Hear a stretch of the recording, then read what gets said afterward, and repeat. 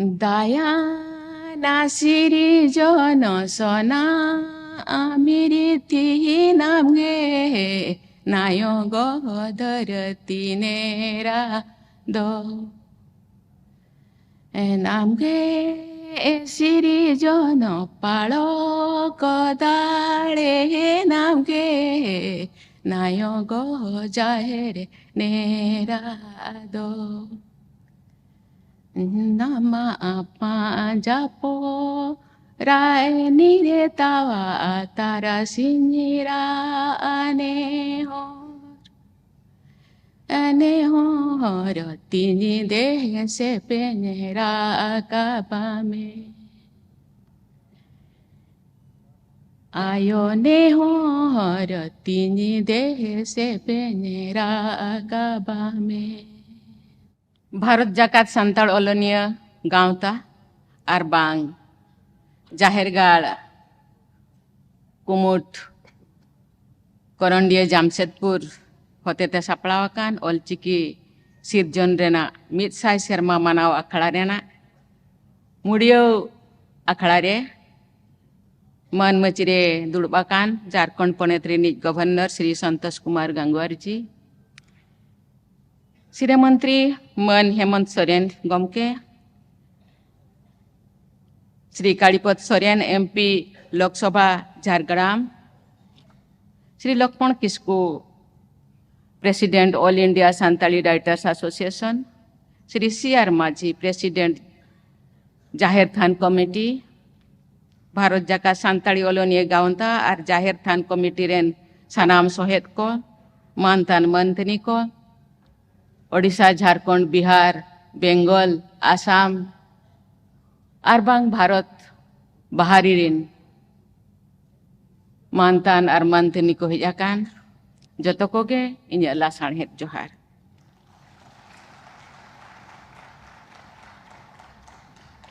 नोड़े हिजो मांग रे जाहेर आयो मारांग बुरु तिकिना पांजा पराने रे जत्ते गे पन जोहार किया इन्हों जोहार किया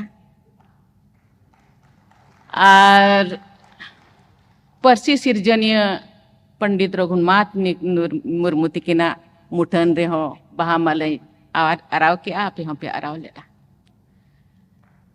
अब जते बन मांगा बड़ाया जे अब तेहन जहाँ थारे सांताल जाति रे जन्म काते मिदबार जांगा मांगा ते बो चलावा कना उनको लगे ते दो जाहेर आयो मारांग बुरु लिटा को मोणे को बोंगा बुरु को तुम मेना असीस मेना सेदाय गिद्रे धरारे देहर सेना दो बांगा नेहरिन चेल लिया नेहर दिन हिड़िन चापा क्या बार पे बहुत दिन उयरका जाहेर आयो ᱧᱩᱛᱩᱢ ते अदो ओना नेहर गिन नेहरा इन मेनते ᱤᱧ ᱨᱚᱲᱤᱧ एहोबा दया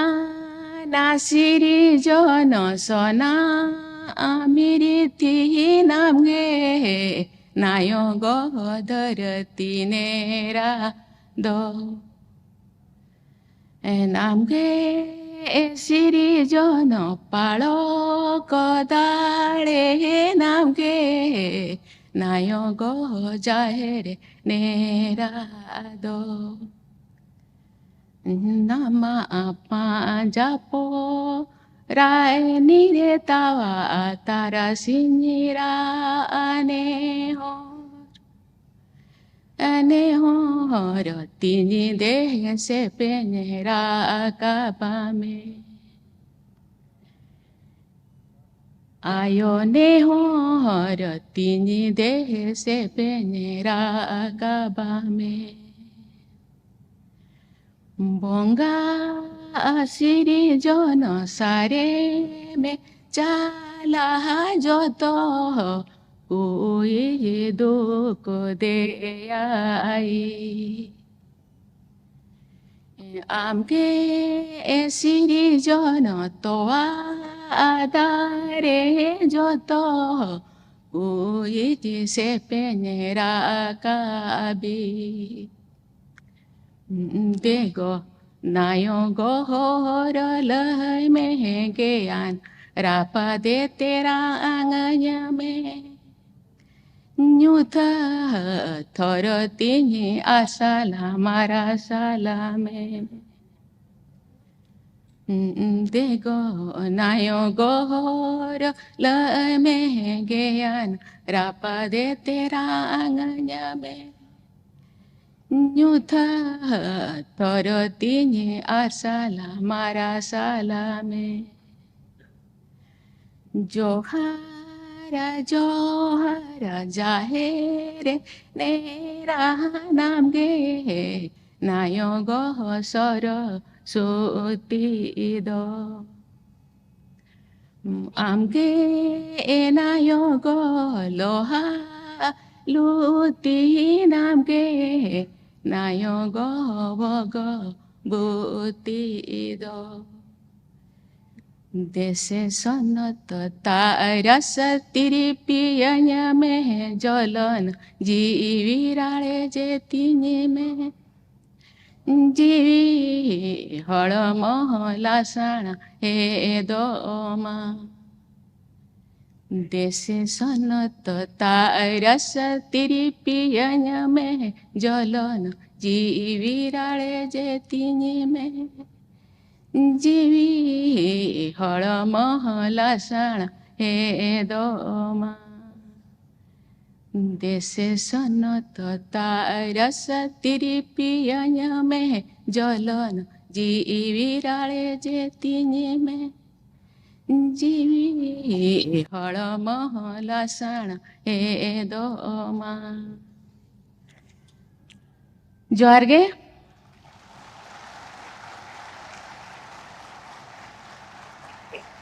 तें पश्चिम महा अही बहिरे और ऑलचिकी लिपिरेना साय सेरमा मनाव अखड़ा रे सेलेद आकान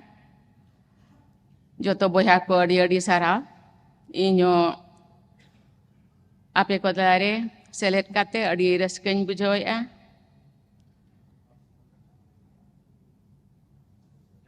तेहें सारावnya makwa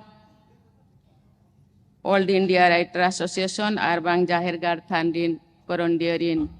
boya komisi ko abo node sai serma manaw legit ko bo ko dudela kat bona in jahan tin badai kia noa mid hafta noa semlet do noa midun do chalua kana tehen do mucat bada kana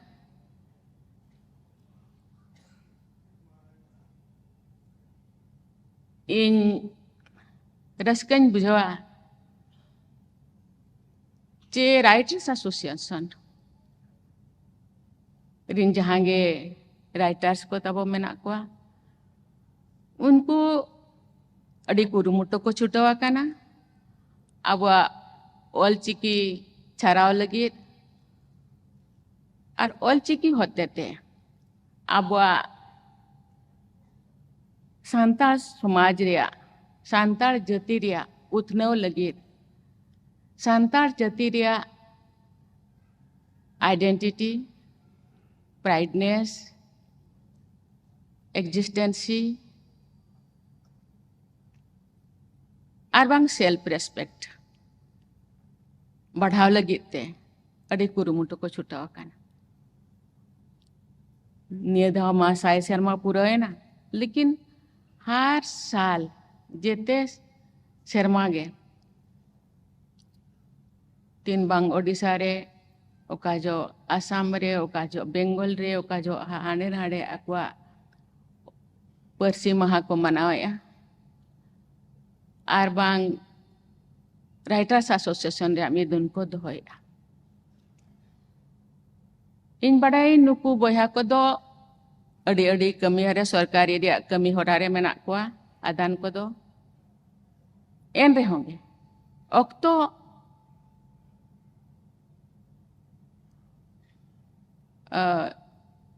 raise कते aqua कमी खना अक्तो raise कते जे नोआ सावता लगित को कमी सावता उथन लगित ऑलचिकी आरहो लहाय लगित को उयहरेआ ओना मेनते अडी अडी साराव को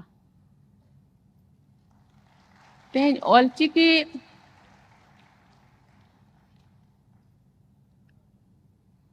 जहाँ किन उतनव के गुरु गमके तिकिन उनकिना कमी होरा आर गे मड़ांग लगित खान दो जेते होड़ा जो कुरुमुटु न जते होड़ा कुरुमुटु दो केवल ऑलचिकी मानत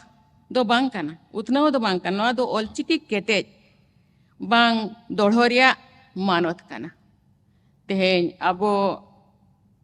जेते होड़ा गन बड़ाया जे चलावेन हफ्ता डिसेंबर 25 रे जहाँ 3 हिलो अटल बिहारी वाजपेयी तिकिना जन्म माह ताहें काना उनकिन हो 100 सेरमा जन्म माह किन जन्म माह उनके अहमाना हुयुक कान ताहें आर बांग आबोआ हो ऑलचिकी रिया 100 सेरमा नितो डिसेंबर रे पाले नोआ दो मुचाद एना मिद सेरमा मड़ांग को बाकाना उनकान बड़ा रे संविधान ऑलचिकी ते ऑल उथनव एना ऑल उथनव दो ओना हो मिट्टा के आबा सांताल समाज मड़ांग रे मिट्टा पेज मिट्टा फर्दो काना दोढ़ोरिया बांग केटेज रिया ओना मेनते department law and justice minister उनकिन मेता किना अब सांताल हुई दरकार गे चिकाते 8 शेड्यूल रे अब सांताल ऑलचिकी सेलेद आकाना तो 8 शेड्यूल रे जहाँ तिना अब एटा पर्सी को मेना नोआ हुई दरकार गे नोआ संविधान चिकाते इन अवन बड़ाया अब पर्सी ते अड़ी होड़ को बड़ाया ओलो बकी हिंदी इंग्लिश बांग एटा ते माबन पढ़ावा काना एनरो अड़ी होड़ दो हिंदी इंग्लिश बाको बड़ाया तबे पर्सी ते ओलो दो अड़ी चरहा को बड़ाया अब चिकी ते ओलो दो अड़ी चरहा को बड़ाया तो चिकी ते खान दो अब चेर रूल रेगुलेशन दिसम चलाव लगी चेर रूल रेगुलेशन मेना चेर अब लगित मेना ओना को चेर जोंग ओना खातिर हो 3 जो इन प्रेसिडेंट इन बनावे नहीं इन बड़ायन जे अबनिन होड़ दो रूल रेगुलेशन बांग बड़ायते जे दो अरिचेरी दिसम चलाव रिया बांग बड़ायते अड़ी होड़ बेगुना होड़ को अब जेल करे को ताहे काना अदो इन दिन मेता को काना जे आलेरिन होड़ दो आजा आकुआ फंडामेंटल राइट्स से फंडामेंटल ड्यूटीज जे ओना हो नित हो बाको बड़ाय आपे जोदी ओना बाबन चेद आकुआ बाबन बड़ाय दाड़े आकुआ चिकाते ऑल नितो पुरो अब जहाँ तीना सिकनत रे कथा उनको को उन दूर बाबो सिकनत दाड़े कावदा ओना खातिर दो आकुआ भाषा ते जोदी बन ओना बन जहाना राय बो एमा बखान रूल रेगुलेशन बन बनाव काते उनको थेम बन सेटरा इन खान दो उनको को बड़ाय दाड़े और आको हो जहाना बेबड़ी कमी ठेन को सहा और बखान दो बेबड़ी बांग कमी काते हम मिधाव दो उनको हो ओना बेबड़ी ते को लेखा कोते को इदियत को ओना अड़ी गेले बिलिया काना अड़ी गान गे सरकारे आंजमा का ओना मेनते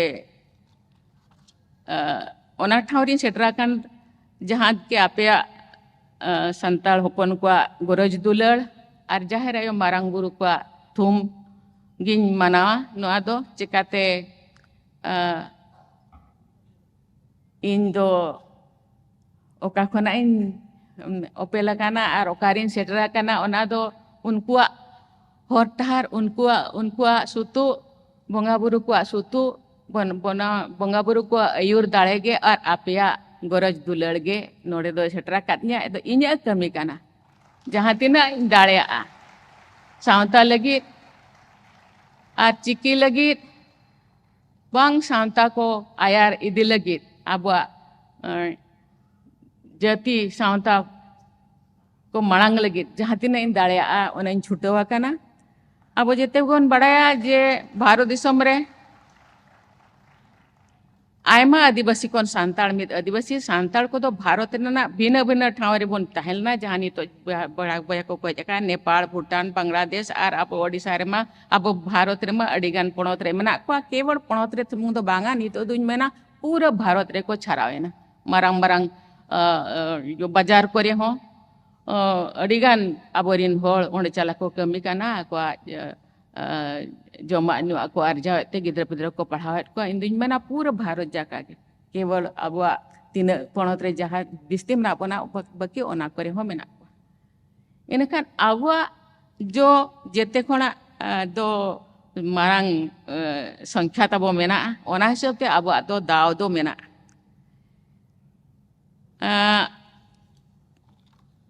1925 साल रे ओडिशा पणत मयूरभंज खना गे रायरंगपुर खना गे नुकिन पंडित रघुनाथ मुर्मू तिकी दोकिन ओपेल लेना और नितो उनकिन अब मेट मार्शल किन एमाकात बना ओलचिकी तो सांताड़ को केटेज उपरुम कना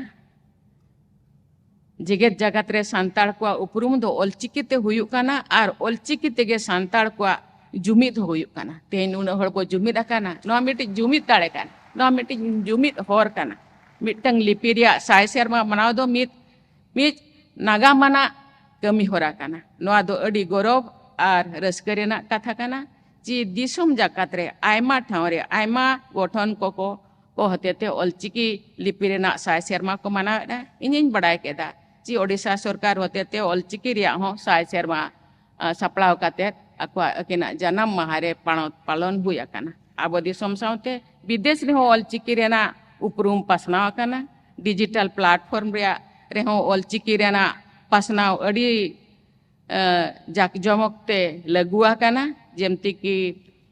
यूनिकोड मान्यता हो यामाका विकिपीडिया हो हुई अकाना जहां 301 भाषा उन तो मानोते यामाका और गूगल ट्रांसलेट हो ओलचिकी ते हुई दाड़े काना ओना मेनते जहां जहां को बया को नोआ आईटी सेक्टर को कमी काना उनको हो आकुआ कमी सावते जे अबुआ सावता अबुआ चिकी मारंग लगित बा दोड़ो लगित मन केटे लगित को कमी काना ओना मेनते उनको अडी अडी साराव को नोआ दो केवल मिड होड़ा कमी दो बांग काना नोआ दो अबो जेते होड़ा कमी काना अबो चेलेकार चेलेका पंडित रघुनाथ मुर्मू तिकी किन आमा ओड़ा लगित आमा दुआर लगित ओको हम बाय नेल आमगे नेल में आमा जेति लगित आमा धर्म लगित ओको हम बाय उयर आम उयर में इनते जेते हर बोन उयरा राष्ट्रपति भवन रे वेबसाइट लाते इंग्रेजी और हिंदी ते तहे काना आपे सनाम को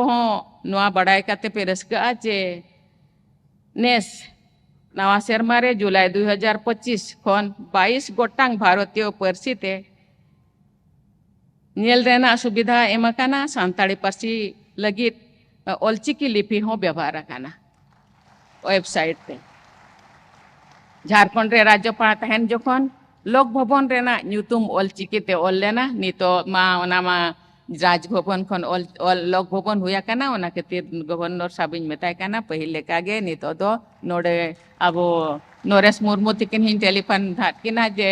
चिकाते न्यूतुम बदलन खान दो अब ओल हो बदल लगती काना अदो नुकिन हे सिकेरा का ओना हपन ओला सांताल उनचम इन तीन जो ताई काना स्कूल कॉलेज करे ऑफिस एमान करे हो ओलचिकी ते आर रेलवे स्टेशन करे हो ओलचिकी हुइलेना नितो हो ओलचिकी ते ओलोरिया ताहले खान अडी भगिया सिरे मंत्री तिकिन नोडे किन मेना किना ओना साउते भीत पताव करे हो ओलचिकी रिया ओल अब दो अडी चेहरा अब दो पताव आयो को मई को बड़ाया मई को बुड़ी को अडी चेहरा को बड़ाया ओना हबन ओल खान दो अडी चेहरा ओला खान मिट चलाव तहनी मिट अतुते उडी चेहरा मिट थोड़े सेरिंग के हर कुली कुली तीन चला कान ताला कुली जिलिन भितरे ओल दो बहाले का दूसरे कुली को में जिरडेर दूसरे जिगस को में ओकोय बाड़ो ही बनावा का ओल दो बहाले का बचेम बढ़ाया जो बाटे बचेम बढ़ाया जोंकन जिरडेर बचेम बुझो जोंकन रघु मुर्मोई गढ़ोना का ओल दो बहाले का रघु मुर्मोई बगाना का गाबाना का ओल दो बहाले का इन दिन में ना जे आबुआ उद्भिद करे हो आबुआ ऑलचिकी रिया बाहा बन फुटाव खान दो इन दुñ मेना जे ओना होर को बड़ाय दाड़े और ओना दो दोड़ो रिया मिट्टी कमी होरा काना ऑलचिकी रिना साय सेरमा मानाव सावते नोआ लिपि रेना छारा पसनाव कमी होरा मांग लेका गे रस्का सेलेद लहा इदी काना ओना मेनते जेते ओलोनिया को जेते ऑलचिकी दुलड़िया को अड़ी अड़ी सारहाव को हिंदी इंग्लिश उड़िया बांग्ला एमान परसीते गिद्रा को ओलोक काना नोआ दो अड़ी नापाय रिया कथा इखन ओना सावते अपनार जानाम परसी सांताड़ी और ऑलचिकी लिपि चेदो हो गिद्रा को सनाम चेद लिया लगती काना आले उड़िया ते मिट ओणे उहेरी आउ जेते भाषा पारू छो सीखो निजो मातृभाषा महत्व रखो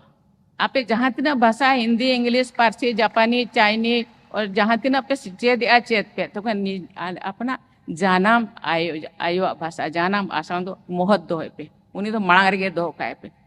उन्हें को मेना जानाम आयो रेंगेज रे हो उन्हीं के हारा जानाम रोड दो निधन रे हो ना ते सेना दिकू को हड़काना साहेब को हड़काना उनको को रोड़काना अब हो बो रोड़काना इकन जानाम रोड़ते ओकोय बाय रोड़ा उनी दो हड़ दोय बांग काना सांताड़ी पार्सी रेना उतनाव छारा पासनाव और सावहेद ऑलवेल आयमा ओलोनिया और लासेर पार्सी दुलड़िया को सामेलय कुरुमुटु तेगे तोंगिया काना नोआरे अपनारा दाले जनी गड़ो सहद एम दो ओलोनिया आर बांग दरदिया गमके को इन्हें अंतर खन अड़ी अड़ी सारहावेद को सांताड़ पार्सी पासनाव और मानतान जेते पणत रिन बया को इन्हें हो नासेना मान नोआ पार्सी मांग रे बांग पार्सी इरल धापरे सेलेद रे मुझे लेका नासेना इन गड़ो सहद इन एमले तहन और जेते कोड़ा के अडिगान गड़ो सहद ताई काना तेहन अडिगान गड़ो सहद ते नोंकान जुमिद दौड़ा दो जुमिद दाड़े दो जेते कोन बारंग दाड़े काना अब जो बाबन जुमिदोआ इन खान दो तुम जुमिद लेना बो तबे निन धीर सेटा काना अब जुमिद दो आर जहां अब अपन उयरा का नोडे हुयु दरकार हांडे हुयु दरकार हाना हुयु दरकार ना हो तो हुयु दरकार ओना हो जुमिद दाड़े अडिगान गे लगती काना संविधान रेना इरल धापरे सेलेद आना इन जोखन उनजो वाजपेयी तिकिन प्रधानमंत्री किन तहें काना इन मंत्री तहें काना जाहो ओना करे हुयना ओना रिया कहानी जेते हड़ बन बड़ाया और इन दुñ मेना आरो अडिगान के कमी अबवा मेना नितो जहां अबिना नुकिन टपनो गमके तिकिन किन मेन के आज आरो अबरिन केवल सांताड़ दो अब तबन बांग काना अब सांताड़ हो मुंडा जहां गे मेना बोना अडिगान गे अब लेकान उनको को हो और रकाब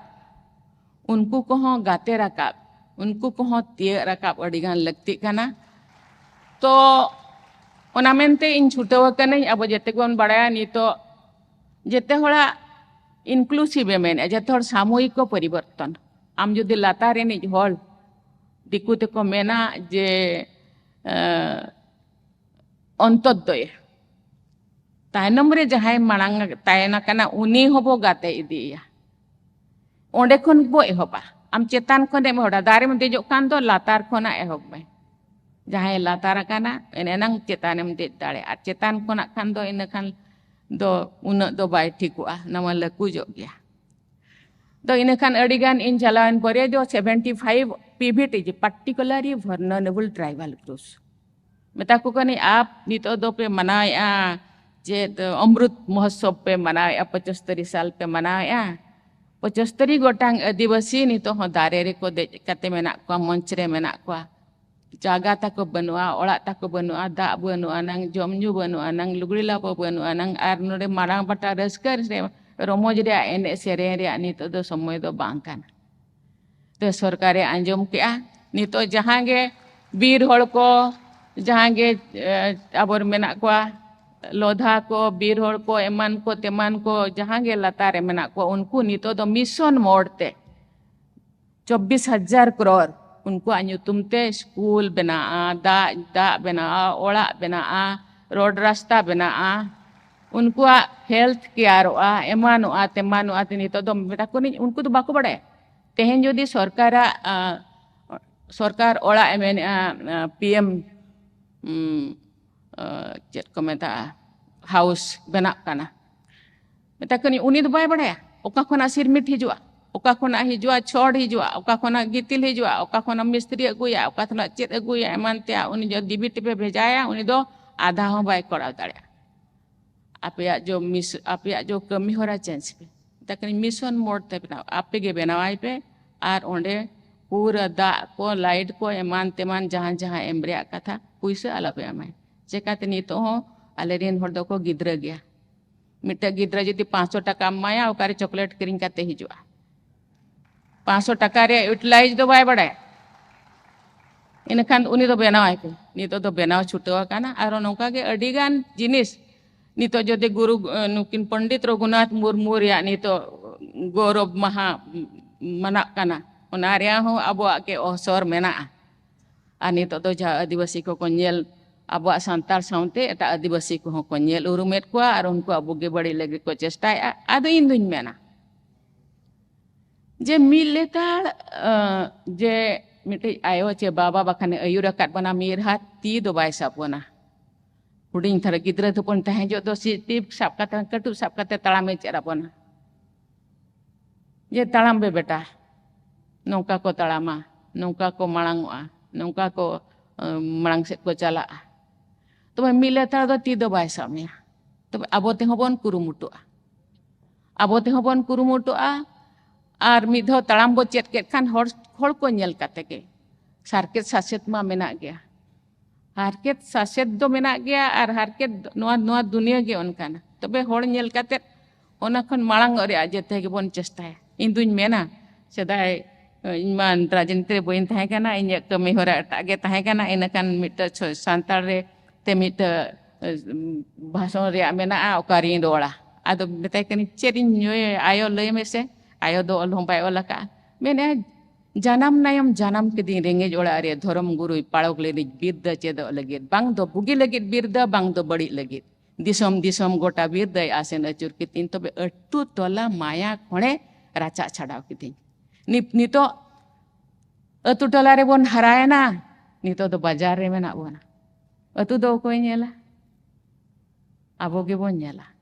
तला करे बो चला तेकाटे जानम आयो जानम दिसम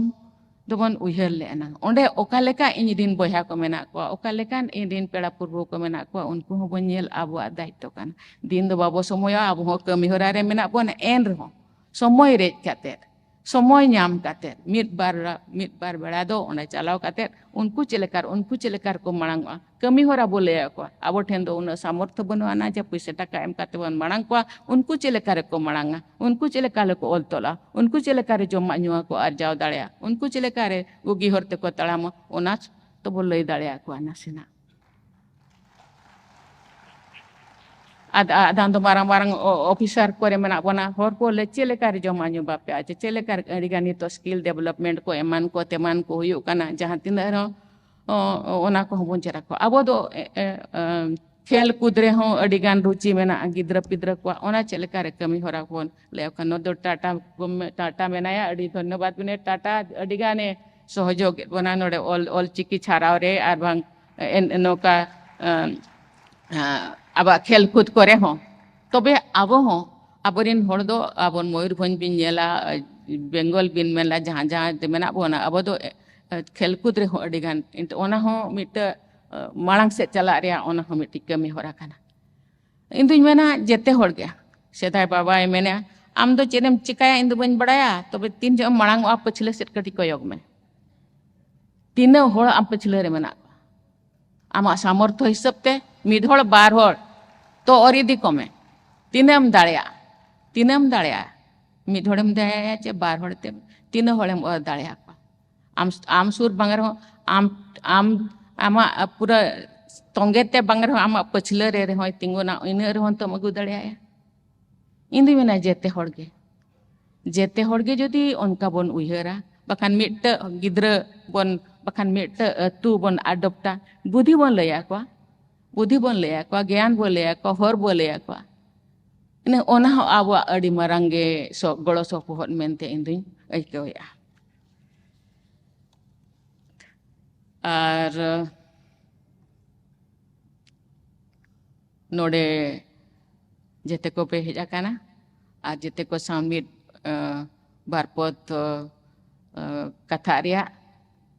मिर पारपद कथा काते ᱧᱟᱯᱟᱢ ᱧᱮᱯᱮᱞ ᱨᱮᱭᱟᱜ जो दाव पे एमा का दिया ओना मेनते नोडे